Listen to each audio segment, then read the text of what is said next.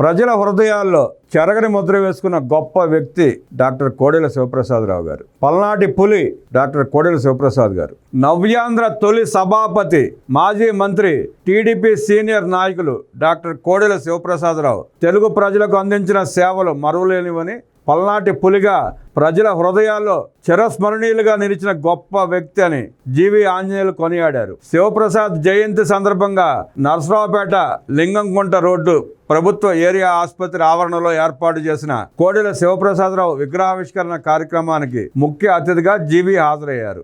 ఈ సందర్భంగా మాట్లాడుతూ అమరావతి పునర్నిర్మాణ రోజున మహానాయకుడి విగ్రహాన్ని ఆవిష్కరించుకోవడం ఎంతో సంతోషకరంగా ఉందన్నారు. పల్నాడు జిల్లా అభివృద్ధిలో కోడెల శివప్రసాదరావు చెరగని ముద్ర వేసుకున్నారని, త్రాగునీరు, విశాలమైన రోడ్లు, శ్మశాన వాటికలు, డ్రైనేజీ తదితర అభివృద్ధి కార్యక్రమాలు ఎన్నో చేశారన్నారు. కోటప్పకొండ పుణ్యక్షేత్రాన్ని ప్రముఖ ఆధ్యాత్మిక కేంద్రంగా తీర్చిదిద్దిన ఘనత కోడెలకే దక్కుతుందన్నారు. తెలుగుదేశం పార్టీలో, ప్రభుత్వంలో అనేక పదవులు చేపట్టి ఉమ్మడి రాష్ట్రంలో తనకంటూ ప్రత్యేక ముద్ర వేసుకున్నారని, ఆయన అందించిన సేవలను తెలుగు ప్రజలు మరవలేరన్నారు. కోడెల శివప్రసాదరావు ప్రాతినిధ్యం వహించిన నర్సరావుపేట, సత్తెనపల్లి నియోజకవర్గాల్లో ఆయన చేసిన అభివృద్ధి పనులను నేటికి ప్రజలు అనుభవిస్తున్నారని తెలిపారు. మంత్రి గొట్టిపాటి రవికుమార్, ఎంపీ లావు శ్రీకృష్ణదేవరాయలు, పల్నాడు జిల్లా అధ్యక్షులు కొమ్మలపాటి శ్రీధర్, శివరాం, శాసనసభ్యులు అరవింద్ బాబు, మక్కిన మల్లికార్జునరావు తదితరులు